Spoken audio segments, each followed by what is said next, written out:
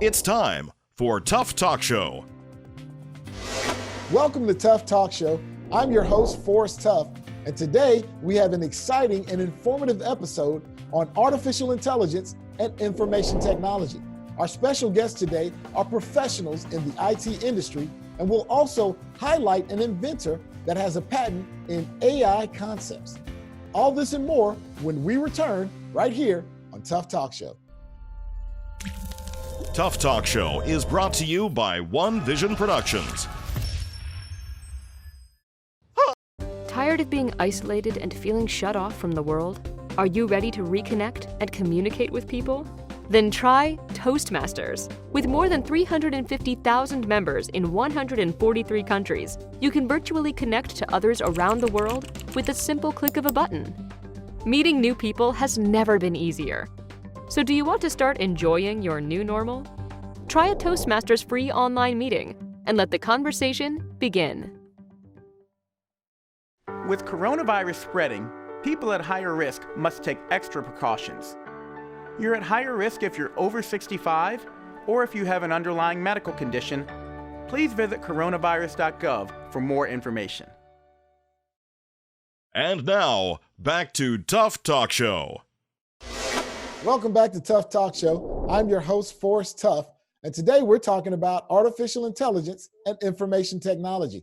With me today, I have John Metelsky, the CIO of the DeKalb County Department of Innovation and Technology. Welcome to the show, John. Thank you very much, Forrest. It's great to be with you. John, tell us a little bit about your role as the CIO. And how many personnel and staff do you have under your purview? Sure. So as CIO, I think people hear CIO, what's that? Chief Information Officer, what does that even mean? Well, basically I run the technology department. My actual title though is Chief Innovation and Information Officer with really a key focus on the innovation component. And I'm really honored to serve and collaborate with our Board of Commissioners, our Chief Executive Officer, Michael Thurman, our Chief Operating Officer, Zach Williams, and all the elected officials, department and agency heads, really to conceive, construct, and deliver secure solutions and technology platforms that enable efficiencies across the organizations, our organizations, all the organizations. We have about 20, 30, roughly 30 departments and agencies in total. And they in turn provide services to our citizens, constituents, and other stakeholders. So I serve together with over 80 professionals in the IT world here, ensuring that those solutions are implemented and managed in a manner that really builds partnerships and relationships and focuses on outcomes that we're delivering to our citizens and constituents. Now, I know this is a public organization, but tell me, what are some of the main responsibilities, and do you all work in the private sector at all? Yeah, so we are really, we're a private sector, we're a public sector, we're government, we're a public sector agency. Our department really does provide executive level leadership and strategic planning and all those things across the enterprise, but we don't do that in a bubble. I mean,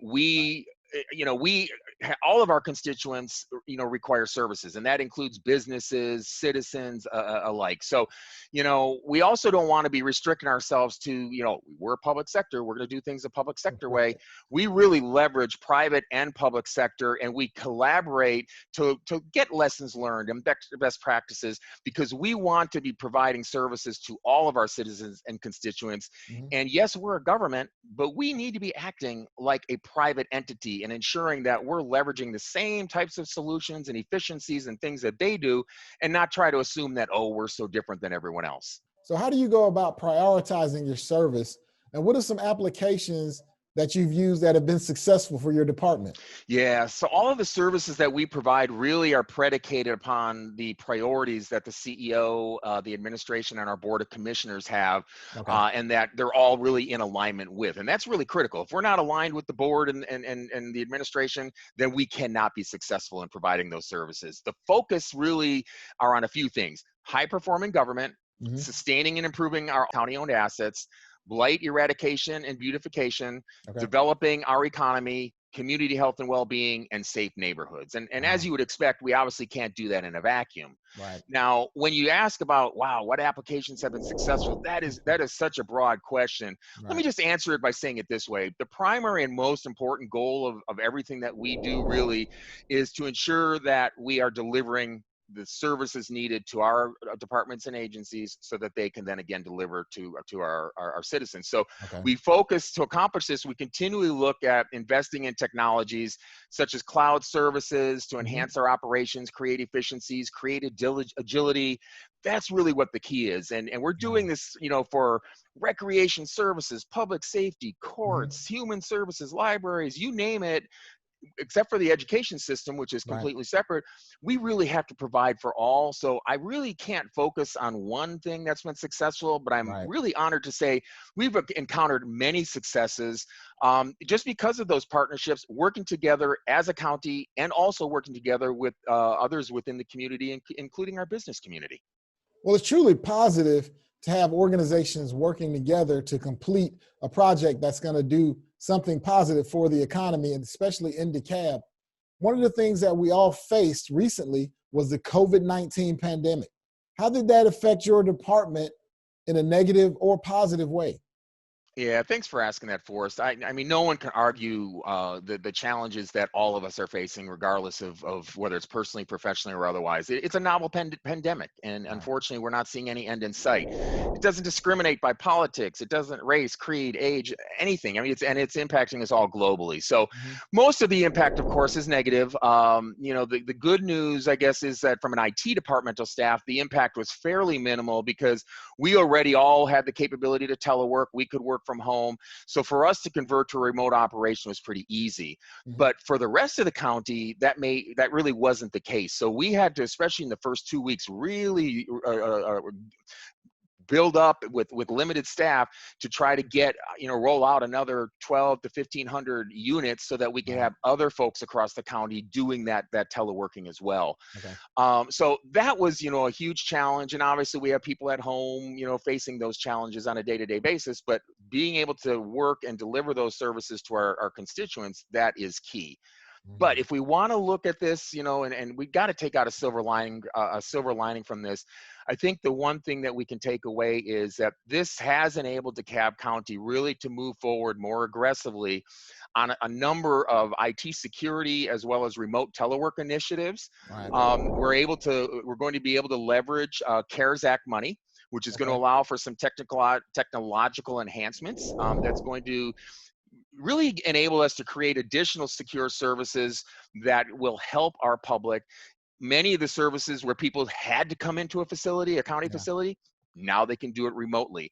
And I think as we look forward, to hopefully a soon, but whenever post-COVID new norm, as it were, I think what we're going to be looking at is how we can take some of these things that we have deployed and not go back to the old norm, but really leverage these solutions and have a combined, we'll have a board of commission meeting at the auditorium, but we'll also probably let people come in virtually because that's the way we've been doing it for the last, few months. Now, I like something that you said about looking at the silver lining, because oftentimes you can get caught up in the issues and sometimes you forget to see the positives. So that's a great outlook to have.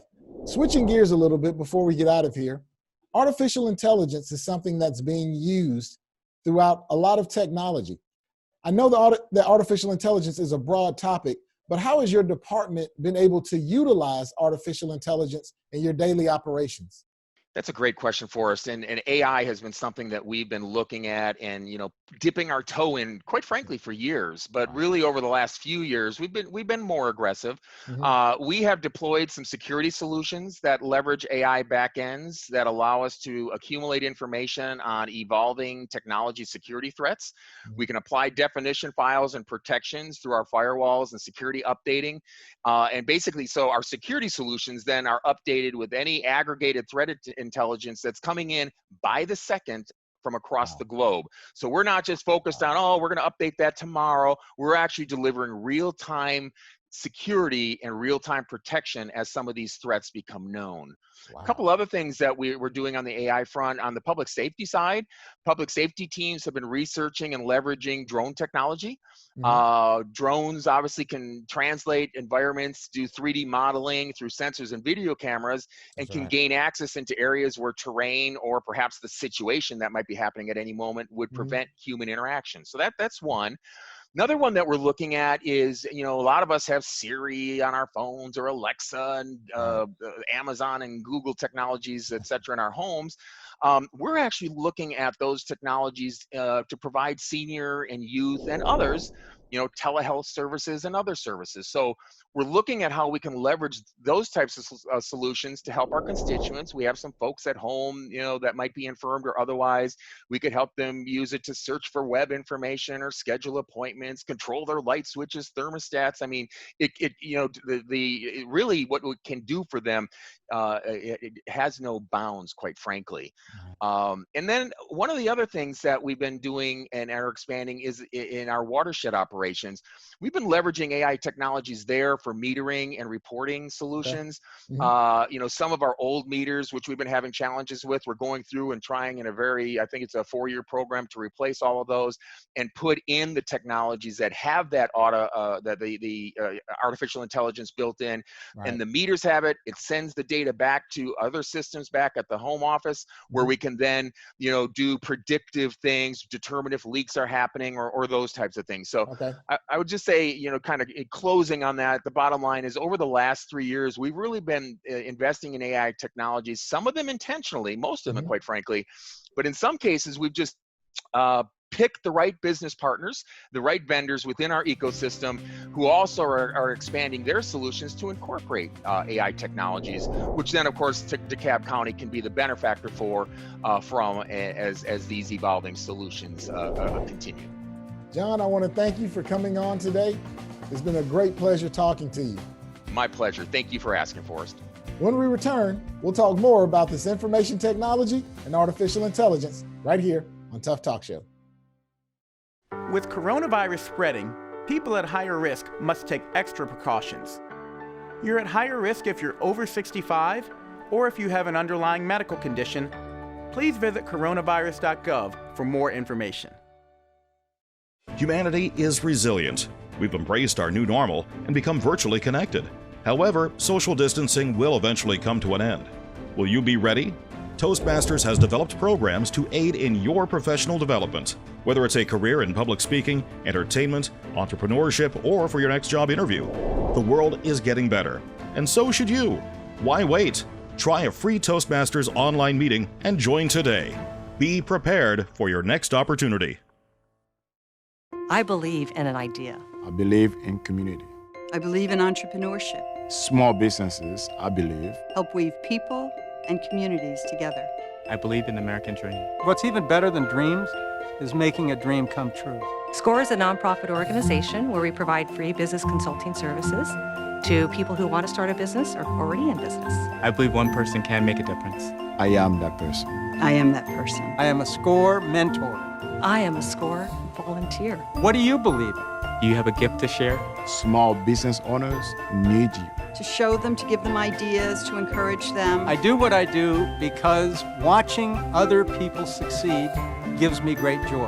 Our client success is our success. It's like watching your children or grandchildren succeed. Share your success. Volunteer your expertise. You've got it. Share it. Volunteer now at SCORE.org. Volunteer your expertise at SCORE.org. And now, back to Tuff Talk Show.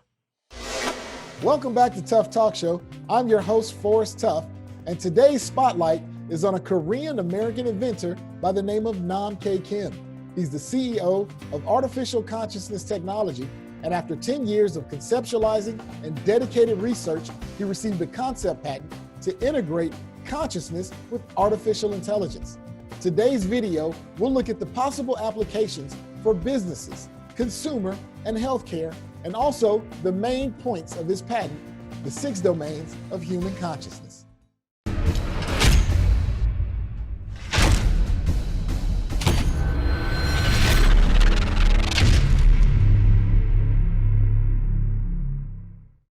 In the 21st century, the thought of an automated world with robots doing our jobs has the human race excited and scared simultaneously. Artificial intelligence, AI, is a part of our lives, and its evolution and integration into our daily functions is imminent.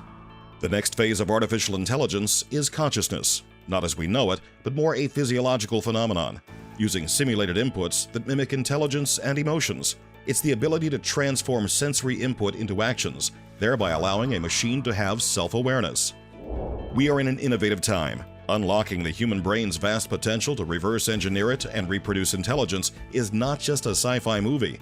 Sentient beings ingrained with a moral code, not bound by our physical limits or biology. Their exponential ability to evolve, infused with a simulated awareness, can prove to be beneficial for the human race, ecologically and economically on a global scale. There is no reason to be scared. Technological advances are rapidly speeding up, and AI are the children of humanity. Like a good parent, we must provide proper direction.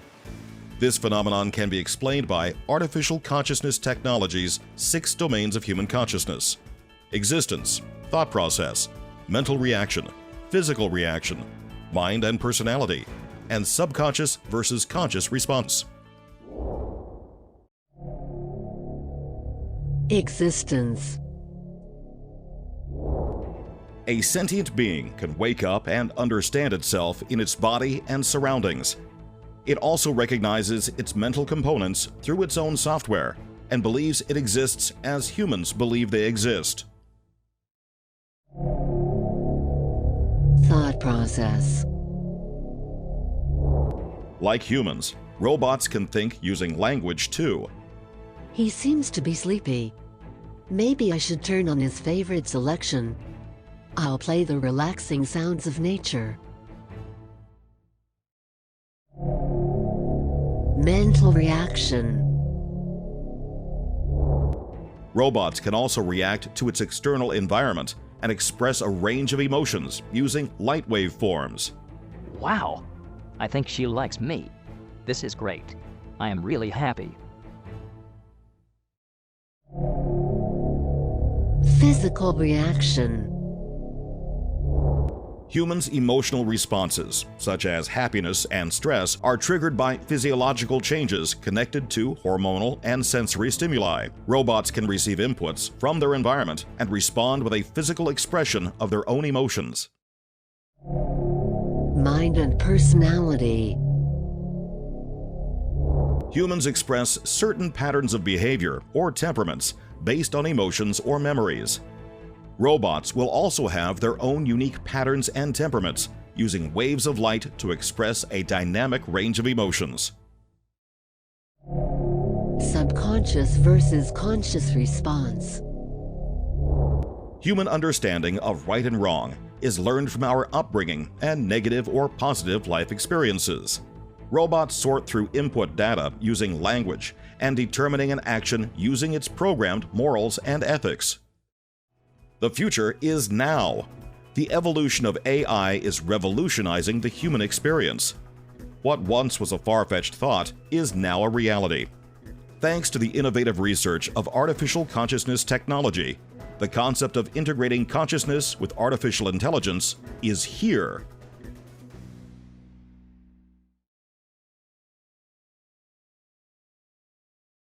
Welcome back to Tuff Talk Show. I'm your host, Forrest Tuff, and today I have Bernard Schlacke, the founder and CEO of Noble Prog. Bernard, welcome to the show. Pleasure to be here. Bernard, tell us a little bit about your journey to get involved in the IT industry, and how did you find out that this was your passion? Well, when I was younger, obviously, I was thinking what to do with my life. And like Elon Musk decided to go to Mars, Demis Hassabis started a company which creates artificial intelligence. I was thinking more about how we can provide people to make those dreams alive. So I decided to actually go into improving how people learn. And this was sort of my passion, obviously, as a younger kid, but I was also doing a lot of courses.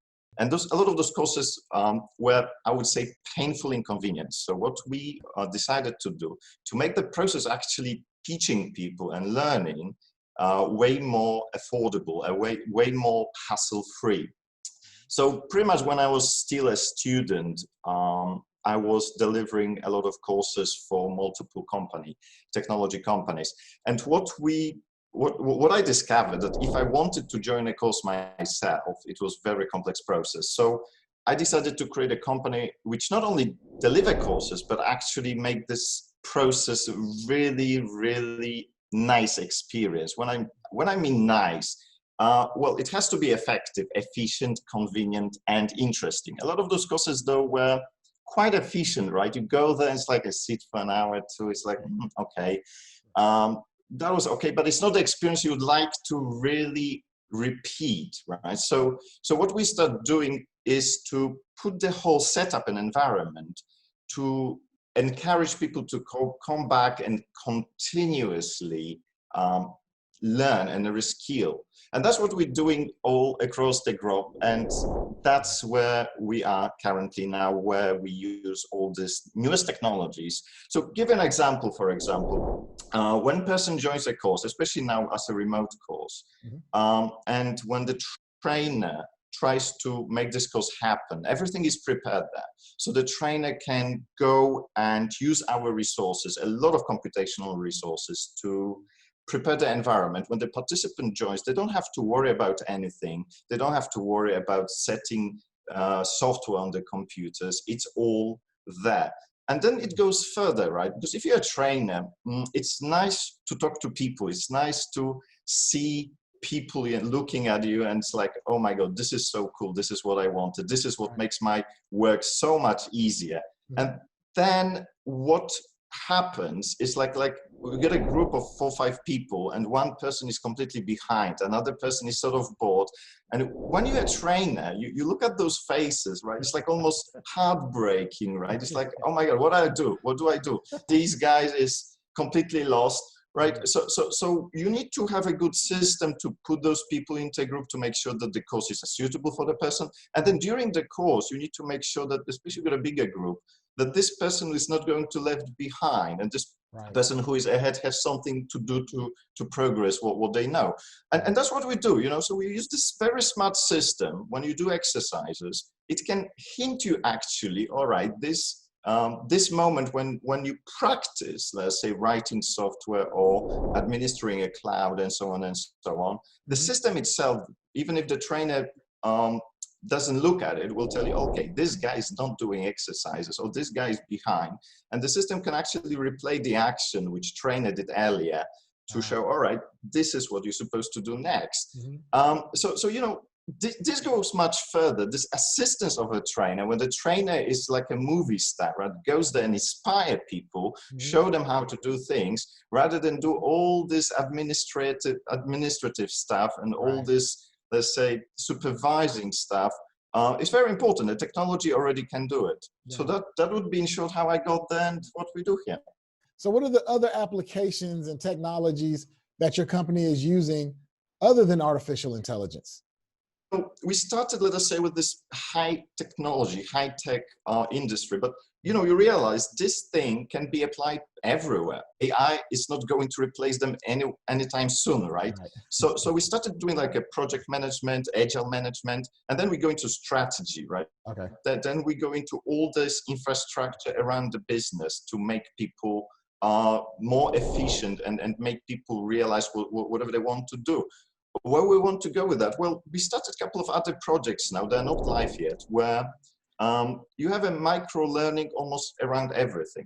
And the difference between like different offering, where you have Udemy, you have Linda and all of it, it's all pre-recorded, right? What we're trying to do, we need to make sure that there is always a human being across, and this human being is absolutely matched with expectation. So now we're extending it to all sorts of, I would say, soft skill courses, all sorts of courses which are required during the workforce. But we want to we want to expand it almost forever for any possible skills people want to have. Obviously, ideally, if this is like measurable, right? Especially if you do exercises, you go to the course, you come up with a course and you feel, okay, now I can feel, I can definitely see that I've learned something. So let's say any measurable skills really can be delivered through our system. How has the onset of COVID-19 affected your operations internationally and locally? Okay, this is actually a very interesting story, because I was really a fan of remote courses, right? Let's say spend this money and time sending someone across the globe, and you know, it's problematic. People got sick on the plane, and you have stakeholders solve problems. So I was always very interested in remote training because also you can control it better, right? You can know what's happening. Now, I was discussing the future of our business, right? And since like 2012, I look at the statistics, and the number of remote courses in developed economies like US, Canada, actually started to fall. And like we try to figure out what's happening. It's like, okay, people work in front of computer. If they go to a course, they want to see a real person, right?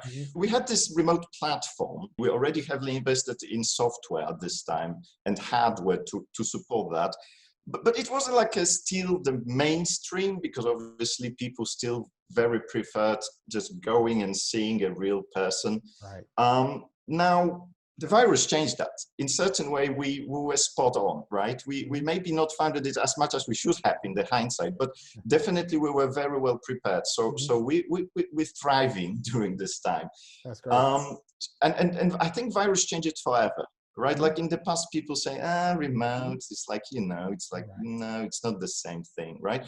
But now, even in the countries where the virus isn't that severe, right? People say, oh, going somewhere. Oh my God, no, I'd rather stay at home. I don't discuss remotely. So we don't have a problem persuading our customers any longer to join remote training. So in certain way, ironically, it's for our part of the business, which heavily involves, let's say, this communication via the computer and all of it, that's absolutely spot on. And I think it will stay there, right? People will be very afraid to going into any bigger place with a lot of people where you can caught a virus, or any sort of risk, right, will be effectively avoided. And you definitely see it in countries like Japan, Korea, China, where they say this virus, in the area where the virus maybe wasn't as severe as in Europe or the US. Right. People still are very, very cautious. People don't want to go to the office unless they really, really have to. So I think in certain way, the coronavirus increased the investment and the speed of the digital transformation. And definitely you can see it in our case. Bernard, thank you for coming on the Tuff Talk Show today. Thank you very much for it. When we return, we're going to talk more about this phenomenon of AI and IT right here on Tuff Talk Show. If you'd like to be a guest on Tuff Talk Show or know of an interesting person or organization, send us a request to tufftalkshow@email.com. That concludes this episode of Tuff Talk Show. I hope you've enjoyed this segment on artificial intelligence and information technology. I'd like to thank each of our special guests for coming on and helping us to remember that technology is a part of our future. Until next time, I'll see you right here on Tuff Talk Show.